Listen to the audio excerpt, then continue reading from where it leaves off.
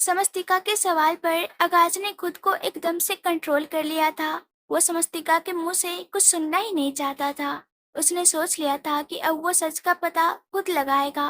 बेशक से कुछ भी हो जाए, अब वो किसी से कोई सवाल तो करेगा ही नहीं। समस्तिका उसकी तरफ देखती रही। आगाज वहां से साइड में चला गया। समस्तिका उसकी तरफ देखते हुए बोली, मुझे आपकी नाराजगी समझ आती है मिस्टर चौहान, मुझे आपकी नफरत भी समझ में आती है, लेकिन आपका गुस्सा उस बात पर जिस बात के लिए मैं जिम्मेदार हुई नहीं, वो गुस्सा मुझे समझ में नहीं आता है। मैंने अमांस जी को नहीं कहा अपने करीब आने के लिए, और ना ही मैंने उससे कोई मदद मांगी।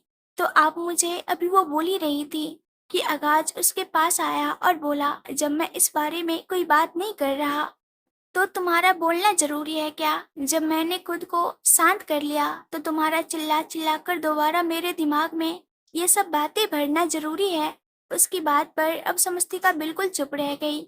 आगाज कुछ पल उसे देखता रहा। समस्तिका धीमे से बोली, अब मैं चुप ही रहूंगी मिस्टर चौहान, आप बेशक से कुछ भी बोल लीजिएगा, लेकिन मेरी तरफ से अब आपको कुछ भी सुनने को नहीं मिलेगा। ये बोलकर उसने अपनी आंखें बंद कर ली। आगाज गुस्से से बोला, तो ना बोलकर मुझ पर कोई एहसान नहीं जता रही हो?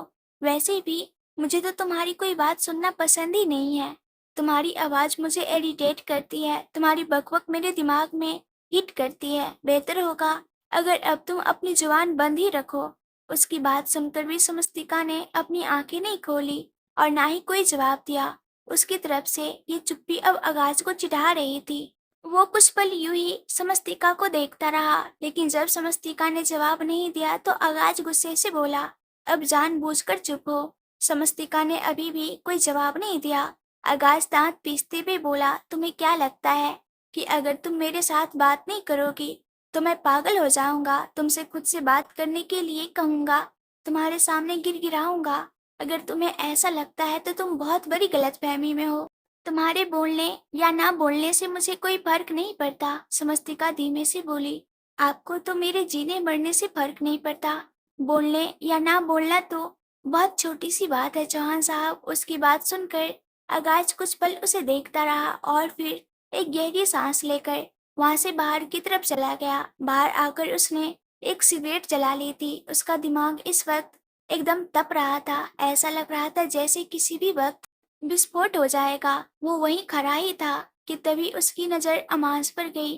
अमांस भी जैसे इस मौके की तलाश में था कि कब उसका सामना आगाज से हो और उसे अपने सामने देखकर अब वो तुरंत उसके पास आया। आगाज गुस्से से उसकी तरफ देखते हुए बोला, कोई कमी रह गई जो एक बार फिर से मुझे पीटने आ गए? अमांस मुस्कुराया और बोला, तुम्हें क्या लगता है मुझ पर हाथ उठाकर तुम फूल बन जाओगे? तुम जीत जाओगे मुझसे? तुम्हें पता है खेलने वाला खिलाड़ी कभी नहीं बौखलाता, लेकिन जो खिलाड़ी हार रहा होता है ना, वो अपना कंट्रोल खो देता है और बिल्कुल पागलों की तरह हरकतें करता है। उसे बस किसी भी तरह जीतना होता है, लेकिन बेशक से वो कुछ भी कर ले, उसकी हार जीत में नहीं बदलती और तुम्हारी हार भी कभी जीत में नहीं बदलेगी। तुम हमेशा मुझे हराते आए हो ना, बिजनेस हो या फिर घर पर, हमेशा हर चीज तुम्हें हर चीज तुमने हासिल की, लेकिन इस बार जीत मेरी होगी। और तुम्हें पता है इस बार लड़ाई किस चीज को लेकर है? उसकी बात सुनकर आगाज की भौहें तन गई। उसके चेहरे पर हल्के सवालिया एक्सप्रेशन थे।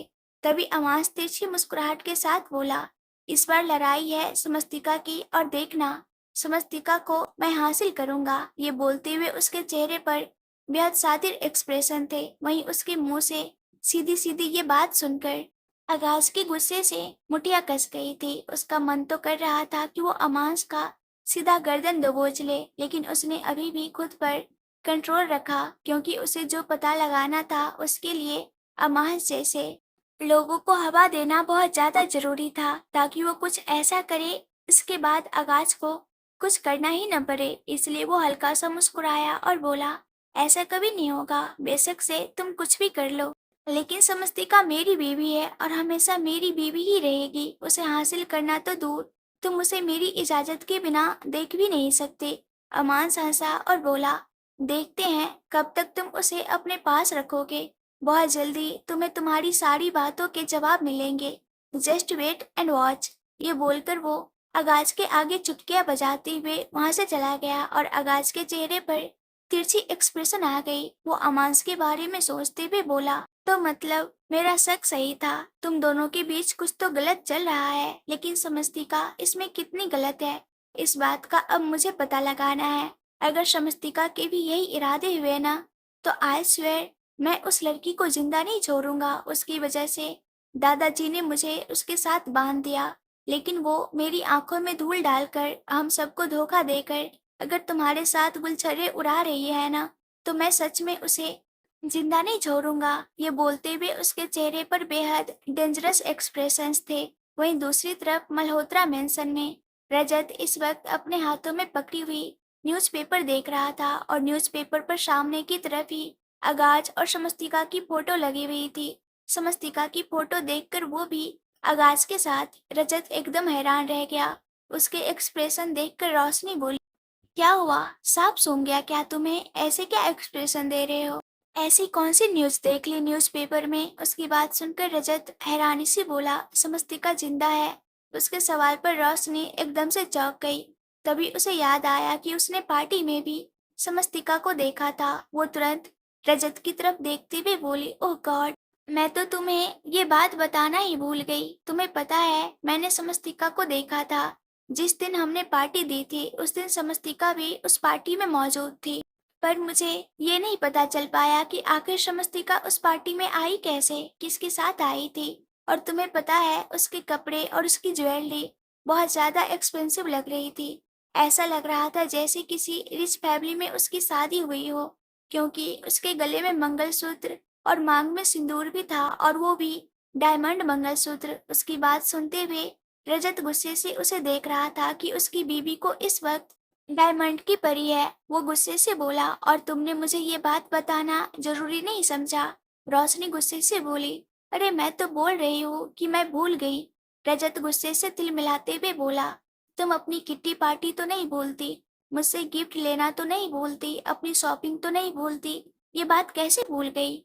रोशनी अब उसकी बात का कोई जवाब दे ही नहीं पाई। रजत ने उस न्यूज़पेपर को अपने हाथ में बिल्कुल मसल कर रख दिया और बोला, अगर शमस्तिका जिंदा है और इस वक्त आगाज चौहान के साथ है, फिर तो बहुत ज्यादा मजा आएगा। बहुत अकड़ है ना उस आगाज चौहान में, जब उसे पता चलेगा कि जिसको वो अपने साथ लेकर घूम रहा है, जिसे वो अपनी बीवी बनाकर अपने पास रख रहा है, उसकी सच्चाई क्या है। तब आएगा मजा उसका गुरूर तोड़ने में। उसकी बात सुनते हुए रोशनी हैरान रह गई।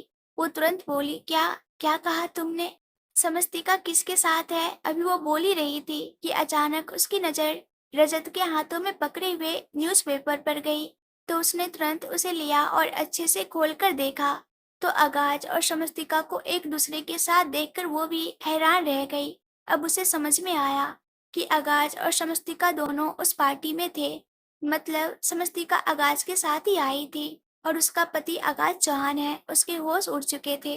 वो रजत की तरफ देखते हुए बोली, लेकिन ये पॉसिबल कैसे है? आई मीन जिस हालत में समस्तिका थी, उस हालत में तो कोई गली का छपरी चोर भी उसे अपनी बीवी न बनाए, तो आगाज चौहान ने उसके साथ कैसे शादी कर ली? उसकी बात पर रजत के चेहरे पर भी सवालिया एक्सप्रेशन आ गए थे।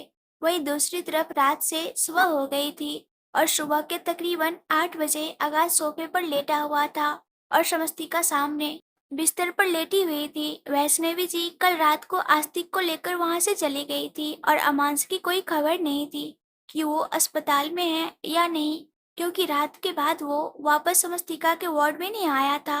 अब अचानक आगाज की आंख खुली और आंख खुलते ही उसने सामने की तरफ देखा, जहां पर समस्तिका अपने बिस्तर पर उठकर बैठने की कोशिश कर रही थी। अचानक से उसके होठों से दर्द भरी आह निकली। वो अपने हाथ पर अपना प्रेशर डाल रही थी, जिसकी वजह से उसके कंधे पर दर्द हो रहा था और उसके कंधे पर भी चोट लगी थी। आकाश तुरंत अपनी जगह से खड़े होकर उसके पास आया और बोला, आवाज नहीं लगा सकती हो क्या?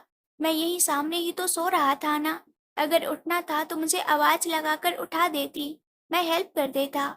उसकी बात सुनकर शमस्तिका ने एक नजर उसे देखा और फिर तुरंत अपनी नजरें झुका ली और अच्छे से उठकर बैठने लगी। आगाज उसकी हेल्प कर रहा था। उसकी तरफ से जवाब न मिलने पर आगाज को गुस्सा आ रहा था, लेकिन फिलहाल उसने कुछ नहीं कहा और समस्तिका की तरफ देखने लगा। समस्तिका अपने आसपास देख रही थी क्योंकि उसे सिर्फ अपनी जगह पर उठकर नहीं बैठना था, बल्कि वॉशरूम जाना था। वो यही सोच रही थी कि वो बाहर से नर्स को कैसे बुलाए, क्योंकि अकेले वॉशरूम जाना तो उसके बस की बात नहीं थी। वहीं उसके एक्सप्रेशंस देखकर अचानक ही आगाज के चेहरे पर मुस्कुराहट तैर गई, क्योंकि अब तो उससे बात करना समस्तिका की मजबूरी होने वाली थी। वो इंतजार करता रहा कि कब समस्तिका उससे हेल्प के लिए बोलेगी, लेकिन तकरीबन 5 मिनट बीत गए थे, पर समस्तिका ने उससे हेल्प नहीं मांगी। आगाज वहां से पीछे की तरफ हट गया तो समस्तिका अब अपनी जगह पर खड़ी होने की कोशिश करने लगी।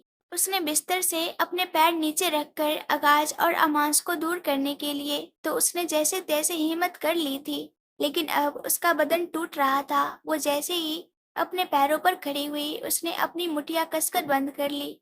दर्द उसके चेहरे पर झलक रहा था। वहीं आगाज गुस्से से उसे देख रहा था। वो समस्तिका को देखते हुए मन ही मन बोला, दर्द बर्दाश्त करना मंजूर है तुम्हें, लेकिन मुझसे हेल्प मांगना नहीं। एटीट्यूड तो इतना है तुम्हारे अंदर कि सामने वाला बेशक से तुम्हारे सामने घुटनों के बल आ जाए, पर तुम्हारा एटीट्यूड कम नहीं होगा। अगर तुम्हारे अंदर एटीट्यूड है तो मैं तो आगाज चौहान हूँ। मेरे एटीट्यूड से तो तुम बराबरी कभी 7 जन्मों में भी नहीं कर पाओगी। ये बोलते हुए अब वो समस्तिका के पास नहीं आया, बल्कि पीछे सोफे पर जाकर बैठ गया। समस्तिका उसके सामने एक एक कदम के लिए दर्द से तड़प रही थी, लेकिन उसने अपने कदम समस्तिका की तरफ नहीं बढ़ाए। वॉशरूम के पास पहुंचकर समस्तिका ने तुरंत दरवाजे को पकड़ा, वरना वो गिर जाती। उसकी आंखों से आंसू बह रहे थे और दर्द से उसकी जान निकल रही थी। किसी तरह वो वॉशरूम के अंदर आई और उसने वॉशरूम यूज किया, लेकिन अब बाहर आते वक्त उसे और भी ज्यादा दर्द हो रहा था। जैसे ही वो वॉशरूम के बाहर आई, उसकी नजर सामने आगाज पर गई, जो आराम से सोफे पर बैठा अपना फोन चला रहा था। एक नजर उसे देखकर शमस्तिका ने अपनी नजरें झुका ली और बाहर की तरफ आने लगी। एक एक कदम उसे बहुत भारी महसूस हो रहा था। अचानक ही वो लड़खड़ाने लगी, लेकिन जैसे ही वो लड़खड़ाई, किसी ने उसे अपनी बाहों में संभाल लिया और ये शख्स आगाज नहीं, बल्कि अमांस था। अमांस को समस्तिका के पास देखकर आगाज की गुस्से से मुठिया कस गई। वही समस्तिका भी हैरानी से अमांस की तरफ देख रही थी। अमांस समस्तिका को संभालते हुए बोला, क्या कर रही हो तुम? जरा संभल कर, अगर चलने की हिम्मत नहीं है तो किसी से बोल दिया होता। खुद चलने की क्या जरूरत है? समस्तिका को उसका छूना भी बहुत गंदा लग रहा था। उससे हेल्प लेना तो दूर, समस्तिका उसे अपने आसपास भी बर्दाश्त नहीं कर सकती थी। लेकिन इस वक्त उसकी नजरें आगाज पर थी, जो उसे दर्द में तड़पते हुए देखकर भी उसके पास नहीं आया और ये बात उसे तोड़ रही थी। वो अपनी आंखों में नमी लिए आगाज की तरफ देखते हुए बोली, जिन्हें मदद करनी होती है ना अमांस जी, उन्हें बुलाने की या कहने की जरूरत नहीं पड़ती। उनका कदम हम अपने कदम के साथ महसूस करते हैं। उसकी बात सुनकर आगाज का चेहरा गुस्से से कांपने लगा था। अब समस्तिका ने अमान से अपना हाथ छुड़ाया और बोली, और कुछ लोग ऐसे होते हैं जिनसे हम चाहकर भी मदद नहीं ले सकते, क्योंकि वो मदद भी तकलीफ देती है, बहुत ज्यादा तकलीफ देती है। ये बोलते हुए वो आगे की तरफ बढ़ने लगी थी और उसकी बात का मतलब अमांस बहुत अच्छी तरह से समझ रहा था, लेकिन वो फिलहाल आगाज के सामने अपनी इमेज कचरा नहीं करना चाहता था, इसलिए वो चुप ही रहा और शमिस्तिका के पास आकर बोला, वो मॉम ने तुम्हारे लिए ब्रेकफास्ट भिजवाया था तो मैं बस वही लेकर आया था। ये बोलते हुए उसने अपने हाथों में पकड़ा हुआ बैग साइड टेबल पर रख दिया। समस्तिका ने उसकी बात का कोई जवाब नहीं दिया। आगाज गुस्से से लाल होता उन दोनों की तरफ ही देख रहा था। वो समस्तिका को देखते हुए मन ही मन बोला, कितना ड्रामा कर रही हो ना मेरे सामने, तुम्हारे अंदर तो लड्डू फूट रहे होंगे। अमांस को अपने सामने देखकर कैसे अपना हाथ तुमने उससे छुड़ाया, लेकिन मन तो कर रहा होगा कि उसका हाथ कसकर थाम लो। पर शायद मेरे सामने ये ड्रामा करना भी जरूरी है। पर तुम्हारी और तुम्हारे ड्रामा की धज्जियां बहुत जल्दी उड़ने वाली है, bloody gold tiger. Just wait and watch. ये बोलते हुए वो गहरी सांस ले रहा था। समस्तिका बेड पर बैठी थी और अमांस उसके सामने खड़ा था। वो समस्तिका की तरफ देखते हुए बोला, क्या मैं तुम्हारे लिए ब्रेकफास्ट सर्व कर दूं? समस्तिका तुरंत बोली, नहीं, अभी मेरा मन नहीं है, अभी मैं कुछ देर यूं ही आराम करना चाहती हूँ। अमांस उसकी बात सुनकर पीछे की तरफ पलट गया, वरना वो बैग को बस छूने ही वाला था। तभी आगाज अपनी जगह से खड़ा हुआ और अमांस के पास आकर बोला, वैसे बेशर्म तो मैंने अपनी जिंदगी में बहुत देखे, लेकिन तुम जैसा नहीं देखा। कल रात इतनी बुरी तरह से पिटने के बाद अब एक बार फिर से तुम पिटने के लिए आ गए। उन दोनों की बात सुनकर समस्तिका का दिल डरने लगा था कि कहीं अब वो एक बार फिर से लड़ने न लग जाए, लेकिन इससे आगे वो दोनों एक दूसरे से बात करते उससे पहले ही वार्ड का दरवाजा खुला और नर्स अंदर आई। नर्स शमस्तिका की तरफ देखकर मुस्कुराई और बोली, आप ठीक है न मिसेज चौहान? शमस्तिका ने हल्का सा अपना सर हाँ में हिलाया, जिसके बाद नर्स उसके रेगुलर चेकअप करने लगी। अमांस और आगाज दोनों अपनी पॉकेट में हाथ डालकर वहीं खड़े थे और दोनों समस्तिका की तरफ देख रहे थे। कुछ देर बाद अमांस का कॉल आने लगा तो वो अपने फोन पर बात करते हुए वहां से निकल गया। उसके लॉयर का फोन था और उसका लॉयर अब उसे बता रहा था कि उसे दिव्या से डाइवोर्स कैसे लेना है, क्योंकि अमांस ने उससे कोई सॉल्यूशन मांगा था। दिव्या उसे डाइवोर्स देने को तैयार नहीं थी और अमांस को बस किसी भी हालत में डाइवोर्स चाहिए था। अपने लॉयर की बात सुनकर वो तुरंत बोला, ये बात मेरे दिमाग में क्यों नहीं आई? सामने से उसका लॉयर बोला, क्योंकि इस बात को शायद मेरे दिमाग में आना था। उसकी बात सुनकर अमांस हंसा और बोला, वेरी गुड आइडिया। अब तो बस तुम जल्दी से उन दोनों के डाइवोर्स पेपर भी बनवा दो। दिव्या और मेरा डाइवोर्स तो आज ही हो जाएगा। उसकी बात सुनकर लॉयर तुरंत बोला, मैं शाम तक तुम्हारे पास डाइवोर्स पेपर भिजवाता हूँ। अच्छा ये बताओ, डाइवोर्स पेपर भिजवाने कहाँ पर है? तुम्हारे ऑफिस या फिर तुम्हारे घर पर? अमांस को सोचते हुए बोला, तुम एक काम करो, तुम वो वाले पेपर घर पर ही भिजवा देना, मैं उन्हें रिसीव कर लूंगा। उसकी बात सुनकर लॉयर ने अब ओके कहा और तुरंत कॉल डिस्कनेक्ट कर दिया। वहीं अमांस के चेहरे पर सातिर मुस्कुराहट थी, क्योंकि अब उसे वो तरीका मिल चुका था जिससे उसे दिव्या से डाइवोर्स लेना था। उसने एक नजर पीछे पलटकर हॉस्पिटल की तरफ देखा और बोला, अब मैं समस्तिका के पास दिव्या को डाइवोर्स देने के बाद ही आऊंगा, ताकि उसे ये गुड न्यूज दे सकूं। ये बोलकर वो वहां से अपनी गाड़ी में बैठा और तुरंत वहां से निकल गया। वहीं दूसरी तरफ हॉस्पिटल के अंदर समस्तिका के वार्ड में नर्स वहां से जा चुकी थी और आगाज समस्तिका की तरफ देख रहा था। समस्तिका ने अपनी नजरें झुकाई हुई थी। वो दोबारा बिस्तर पर लेटना चाहती थी, लेकिन जैसे ही आगाज को लगा कि वो बिस्तर पर लेट रही है, वो तुरंत बोला, अगर तुम्हें सोना है तो बेशक से सो जाना, लेकिन पहले ब्रेकफास्ट कर लो। नर्स भी यही बोल कर गई है कि तुम्हें अब खाने पीने की जरूरत है।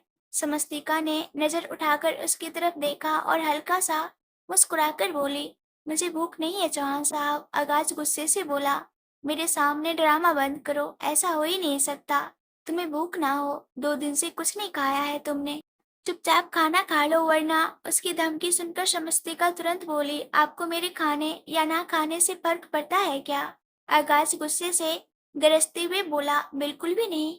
समस्तिका मुस्कुराकर बोली, तो फिर आप इतनी टेंशन क्यों ले रहे हैं? जब आपको फर्क ही नहीं पड़ता तो आपको मुझे ये बात बार बार कहने की भी जरूरत ही नहीं है चौहान साहब। अगर मुझे खाना खाना होगा तो मैं खा लूंगी, और अगर नहीं खाना होगा तो आपको तो इस बारे में सोचने की भी जरूरत नहीं है। अब मैं थोड़ी देर रेस्ट कर लूं। ये बोलकर वो जैसे ही नीचे की तरफ बैठने लगी, आगाज ने तुरंत उसके बिल्कुल करीब आकर अपना हाथ उसकी पीठ पर रखा और उसे लेटने से रोक दिया। समस्तिका सवालिया नजरों से आगाज की तरफ देखने लगी। वहीं आगाज उसके चेहरे पर झुका हुआ बोला, तुम्हें ये खाना फिनिश करना पड़ेगा, तब तक मैं तुम्हें सोने नहीं दूंगा।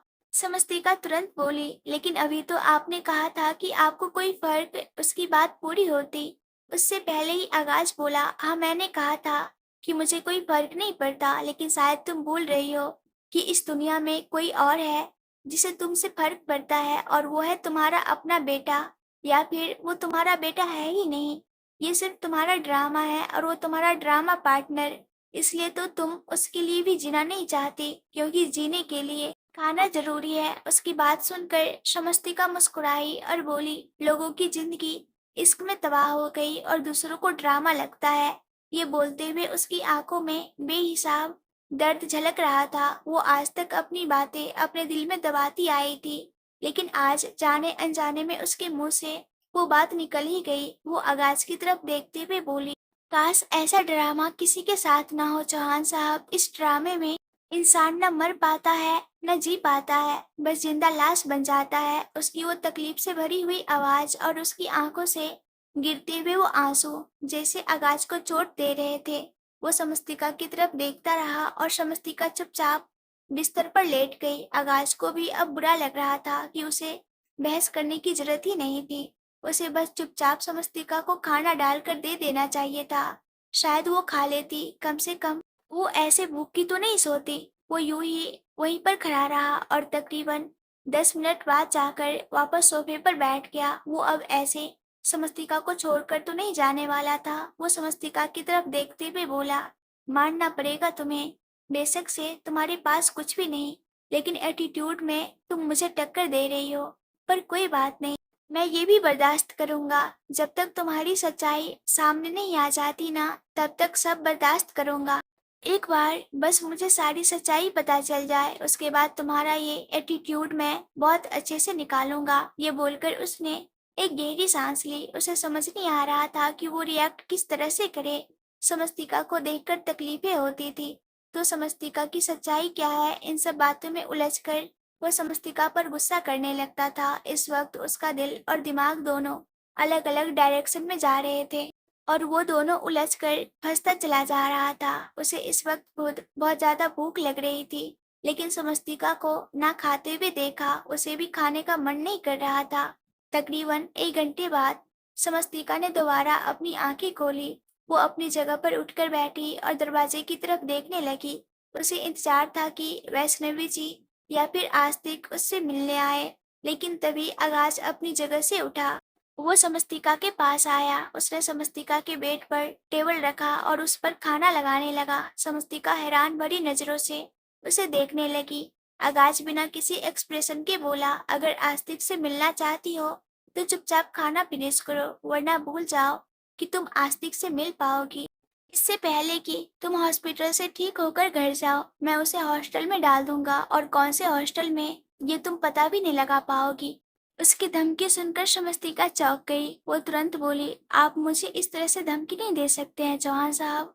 आगाज हल्का सा मुस्कुराया और बोला, मैं कुछ भी कर सकता हूँ मिसेज चौहान। उसकी बात सुनकर एक पल के लिए समस्तिका का दिल जोरों से धड़क उठा। उसके मुंह से मिसेज चौहान सुनना ही उसके रोंगटे खड़े कर देता था। उसने अपने सामने रखे हुए ब्रेकफास्ट की तरफ देखा और फिर चुपचाप उसे खाने लगी। तकरीबन 15 से 20 मिनट में उसने आधा ब्रेकफास्ट फिनिश कर लिया था। वो उसे साइड रखते हुए बोली, अब इससे ज्यादा मुझसे नहीं खाया जाएगा।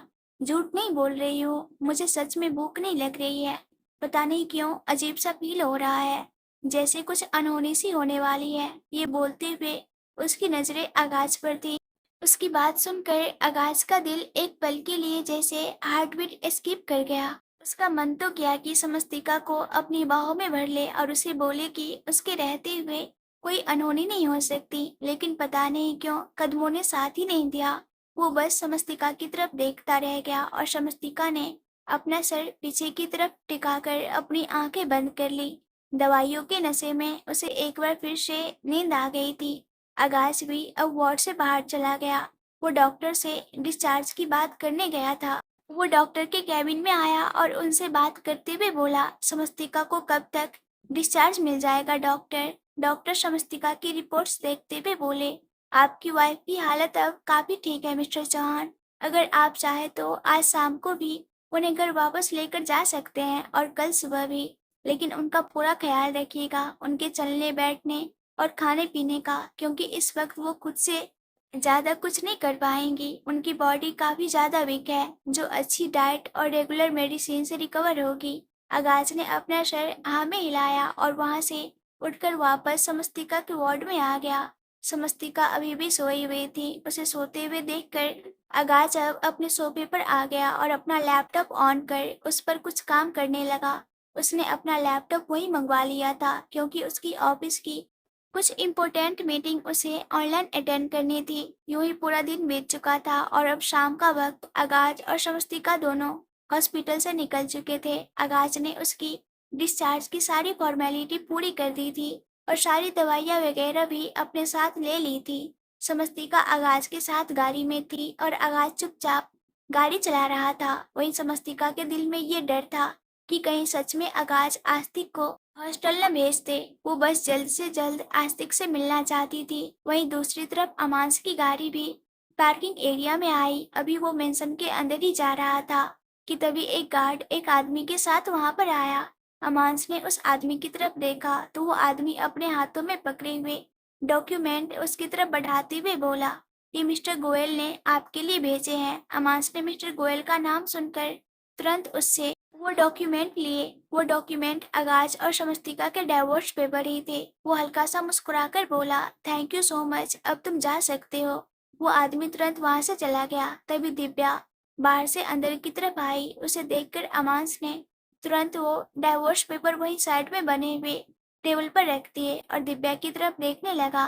दिव्या मुस्कुराते हुए उसके पास आई और बोली, मैं आज बहुत खुश हूँ, तुम मुझे डिनर डेट पर लेकर जा रहे हो। इस बात ने मेरी सारी टेंशन दूर कर दी है, वरना इतने दिनों से तो मैं ये सोच सोच कर परेशान हो रही थी कि कहीं तुम मुझे डाइवोर्स न दे दो।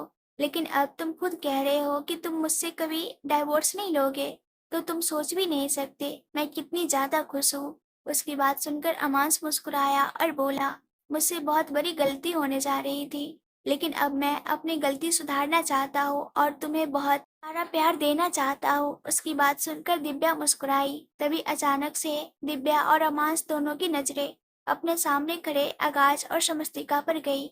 आगाज ने समस्तिका का हाथ पकड़ा हुआ था और साथ ही अपना दूसरा हाथ उसकी कमर पर रखा हुआ था। समस्तिका को वहां पर देखकर दिव्या तुरंत उसे तंज कसने के इरादे से अमांस से बात करते हुए बोली, मैं तो पहले से ही जानती थी कि तुम मुझे कभी छोड़ ही नहीं सकते। तुम मुझसे बहुत ज्यादा प्यार करते हो। मैं उन लड़कियों की तरह नहीं हूँ जिन्हें सिर्फ यूज करके साइड फेंक दिया जाए।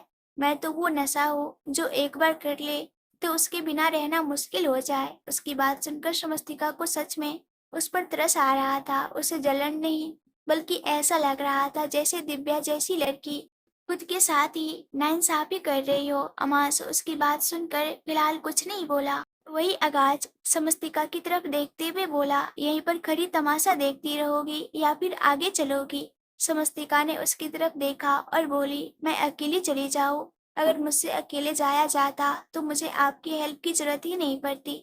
एक काम कीजिए, आप रहने ही दीजिए मेरी हेल्प, मैं खुद चली जाऊंगी। ये बोलकर जैसे ही उसने आगाज का हाथ अपनी कमर से हटाना चाहा, अचानक ही आगाज ने उसे अपनी गोद में उठा लिया। समस्तिका एकदम से हैरान रह गई। उसके हाथ आगाज के कंधों पर आ गए थे और आगाज गुस्से से उसकी तरफ देखते हुए बोला, एक तो तुम जुबान बहुत चलाती हो, इतना दिमाग चलाती तो पता नहीं आज कहाँ होती। समस्तिका बेख्याली में बोली, अगर मैं कहीं और होती तो आपकी बाहों में मेरी जगह कोई और होता। उसकी बात सुनकर आगाज का दिल धक से रह गया। अपनी बाहों में किसी और का होना सोचकर भी जैसे उसे कुछ होने सा लगा था। वो यूं ही समस्तिका को देखता रहा और समस्तिका उसके सीने से लगी उसकी गोद में सिमटी रही। वहीं दिव्या को लेकर अमांस अपनी गाड़ी में बैठ गया था। वो उसे लेकर एक रिजॉर्ट जा रहा था जहाँ पर उसने उसके लिए डिनर डेट का प्लान किया था। लेकिन डिनर डेट के बाद जो होने वाला था उसका मास्टर प्लान तो वो सब था। दिव्या मुस्कुराते हुए उसके साथ गाड़ी में बैठी थी। उसने अमांस का हाथ अपने हाथ में थाम रखा था। अमांस उसकी तरफ देखते हुए बोला, तुम नशा नहीं बल्कि शराब की वो बोतल हो जो पीने के बाद कबाड़ में फेंक दी जाती है, और अब मैं तुम्हारे साथ बिल्कुल वही करने वाला हूँ, यूज एंड थ्रो। ये बोलते हुए उसके चेहरे पर डेविल स्माइल थी। दिव्या और अमांस वहां से जा चुके थे और अब वहां पर समस्तिका और आगाज ही खड़े थे। आगाज ने उसे अपनी गोद में उठा रखा था और समस्तिका चुपचाप उसे देख रही थी। वही आगाज की धड़कनें तेजी से बढ़ रही थी अपनी गोद में किसी और को सोचकर। सच में उसे बहुत अजीब लग रहा था। तभी अचानक से समस्तिका बोली, वैसे मुझे आपका समझ में नहीं आता मिस्टर चौहान कि आखिर आपके दिमाग में चलता क्या है। कभी आपको लगता है कि मैं बहुत ज्यादा दिमाग चलाती हूँ, ड्रामा करती हूँ, आपको जाल में फंसाने की कोशिश करती हूँ, साजिशें रचती हूँ और ना जाने क्या क्या, और अभी आप खुद कह रहे हैं कि मैं अपना दिमाग नहीं चलाती। मतलब आप कहना क्या चाहते हैं कि मेरे पास दिमाग है या फिर नहीं? आगाज उसकी बात सुनकर बोला, दिमाग का तो पता नहीं, लेकिन तुम्हारी जुबान बहुत ज्यादा लंबी चलती है। और किसी दिन तुम अपनी जुबान की वजह से पछताओगी।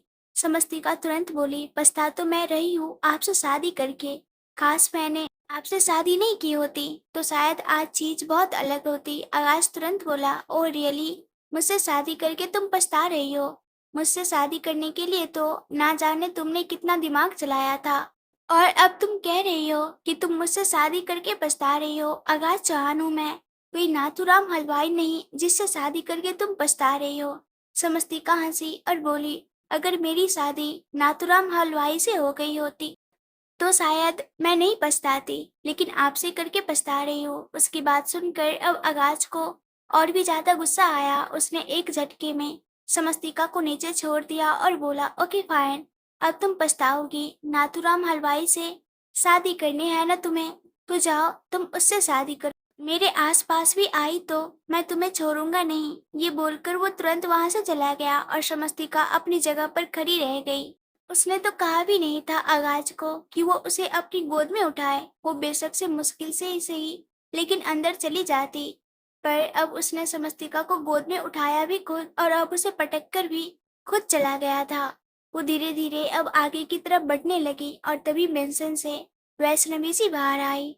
वो आगाज को अंदर आते देख तुरंत बाहर की तरफ आ गई थी, ये सोचकर कि समस्तिका भी साथ आई होगी। और उनकी उम्मीद और उनकी सोच के हिसाब से वो बिल्कुल सही सोच रही थी कि आगाज समस्तिका को यूं ही बाहर छोड़कर अंदर आ गया। उन्होंने जल्दी से आकर समस्तिका का हाथ पकड़ा और उसे धीरे धीरे अंदर की तरफ लेकर आई।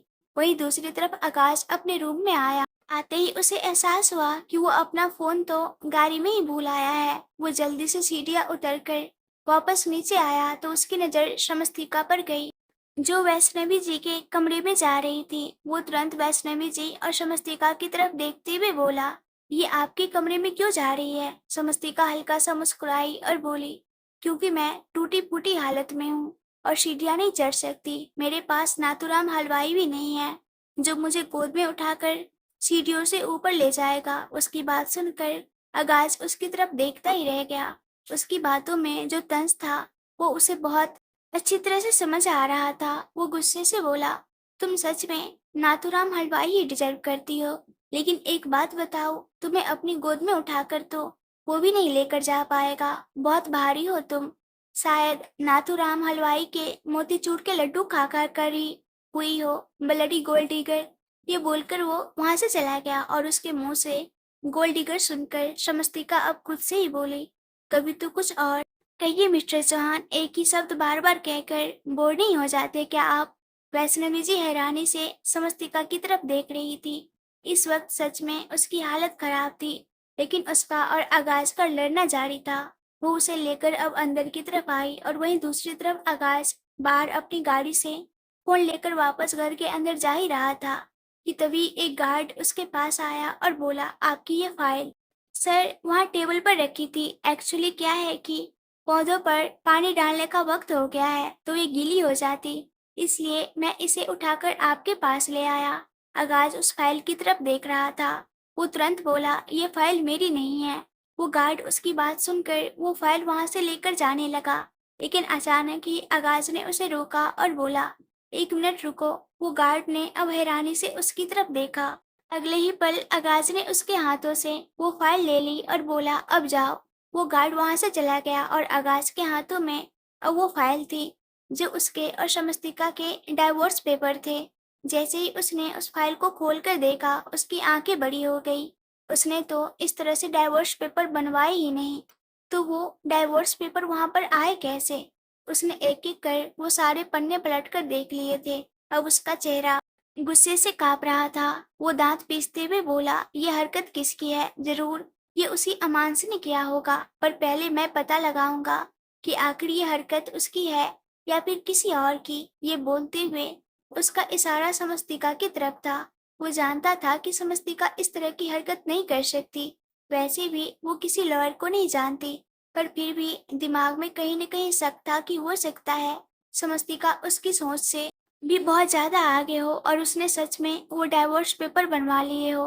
अब वो घर के अंदर आने की बजाय सिक्योरिटी रूम की तरफ गया, जहाँ पर उसने चौहान मेंशन में लगे हुए कैमरा चेक किए। तकरीबन 10-15 मिनट के अंदर ही उसके सामने वो फुटेज चल रही थी, जिसमें वो लड़का अमांस को ये डाइवोर्स पेपर देकर गया था और अमांस ने वो डाइवोर्स पेपर दिव्या को देखते ही साइड में रख दिए थे। आगाज ने गुस्से से अपनी मुठिया कस ली थी। वो गुस्से से कांपते हुए बोला, तुम्हें तो मैं छोड़ूंगा नहीं। तुम होते कौन हो? मेरे और शमस्तिका के डाइवोर्स पेपर बनवाने वाले।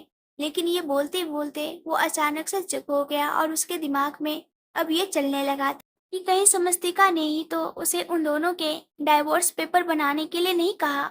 अब उसका गुस्सा समस्तिका पर भी हद से ज्यादा चढ़ रहा था। वो वहां से अंदर की तरफ आया और अंदर आकर सीधा वैष्णवी जी के कमरे की तरफ बढ़ गया, जहाँ पर समस्तिका बेड पर बैठी थी और वैष्णवी जी उसे अपने हाथों से दलिया खिला रही थी। वैष्णवी जी ने जैसे ही आगाज को देखा, वो तुरंत बोली, तुम यहाँ। लेकिन आगाज उनकी बात का कोई जवाब देता उससे पहले ही वो उन दोनों के पास आया। उसने वैष्णवी जी के हाथों से दलिया लेकर साइड में रखा और फिर अगले ही पल समस्तिका को अपनी गोद में उठा लिया। समस्तिका हैरानी से उसकी तरफ देखने लगी और बोली, ये क्या कर रहे हैं चौहान साहब? छोड़िए मुझे। आप नाथुराम हलवाई थोड़ी ना है जो मुझे अपनी गोद में। ये बोलते बोलते वो एकदम से चुप हो गई थी, क्योंकि उसकी नजर आगाज के चेहरे पर थी, जो गुस्से से एकदम लाल हो चुका था। ये वो गुस्सा नहीं था जो समस्तिका पर वो नॉर्मली किया करता था, बल्कि ये गुस्सा थोड़ा अलग था। इसलिए उसने चुप रहना ही बेहतर समझा। वैष्णवी जी कुछ कहती उससे पहले ही आकाश समस्तिका को लेकर वहां से बाहर निकला और सीधा अपने रूम में आया। वही रितिका जो कब से आकाश का इंतजार कर रही थी। जैसे ही उसे पता चला कि आकाश घर आ चुका है, वो भी अपने रूम से बाहर निकलकर आकाश के रूम की तरफ जा रही थी। लेकिन जब उसने उन दोनों को यूं देखा तो उसका चेहरा भी गुस्से से कांपने लगा। वो जितना आगाज और शमस्तिका को दूर करने की कोशिश कर रही थी, वो दोनों उतना ही करीब आ रहे थे। लेकिन वो फिलहाल ये नहीं जानती थी कि इस वक्त आकाश ने समस्तिका को प्यार से अपनी गोद में नहीं उठाया हुआ था, बल्कि वो गुस्से में उसे नीचे से ऊपर लेकर आया था, ताकि उसे डाइवोर्स पेपर दिखाकर उससे जवाब मांग सके। वहीं आकाश समस्तिका को लेकर रूम में आया और उसने समस्तिका को बेड पर बिठाकर तुरंत दरवाजा बंद किया। समस्तिका हैरानी से उसकी तरफ देखते हुए बोली, क्या हुआ चौहान साहब? आप इतने गुस्से में? अभी वो बोल ही रही थी कि अचानक ही उसकी आंखें बंद हो गई और उसकी दर्द से आह निकल गई। आगाज ने अपने हाथों में पकड़े हुए डाइवोर्स पेपर सीधा उसके मुंह पर मारे थे, जो उसे बहुत ज्यादा जोर से लगे थे। समस्तिका ने अपना चेहरा दूसरी तरफ घुमा लिया था। अब उसकी नजर उन डाइवोर्स पेपर पर गई जो उसकी गोद में बिखर चुके थे। उसने उन्हें इकट्ठा किया और फिर उन्हें हैरानी से देखने लगी। आगाज गुस्से से दांत पीसते हुए बोला, क्या है ये? समस्तिका उन डाइवोर्स पेपर की तरफ देख रही थी। वो आगाज की तरफ देखते हुए बोली, हम दोनों के डाइवोर्स पेपर। ये बोलते हुए उसकी आंखों में नमी तैर गई थी। वो एक बार फिर से बोली, आप मुझसे डाइवोर्स लेना चाहते हैं? आगाज बहन से मुस्कुराया और बोला, वाह, डाइवोर्स पेपर तुम बनवाओ और डाइवोर्स लेना मैं चाहता हूँ।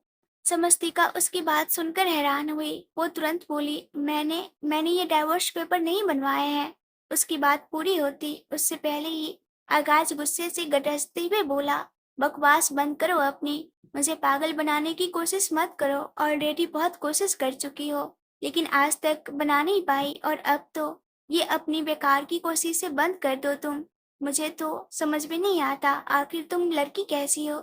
मेरे सामने क्या बनने का ड्रामा करती हो और मेरी पीठ पीछे तुम क्या बनती हो? तुम्हें क्या लगा कि तुम अमांस के साथ मिलकर ये सब प्लान करोगी और मुझे कुछ पता नहीं चलेगा? उसकी बात सुनते हुए समस्तिका को तो समझ ही नहीं आ रहा था कि आखिर अमांस का किस्सा बीच में कहाँ से आया। उसे आगाज की बातें कुछ समझ में नहीं आ रही थी। वही आगाज अब उसके करीब आया और बोला, अगर तुम्हें डाइवोर्स चाहिए था तो तुम सीधे सीधे मुझसे कहती ना, मैं तुम्हें खुद डाइवोर्स पेपर बनाकर दे देता, उन पर साइन करके दे देता। तुम्हें अमांस के साथ मिलकर ये सब प्लान करने की क्या ही जरूरत थी? समस्तिका तुरंत बोली, आप मुझे गलत समझ रहे हैं चौहान साहब। मैंने कोई डाइवोर्स पेपर नहीं बनवाए हैं।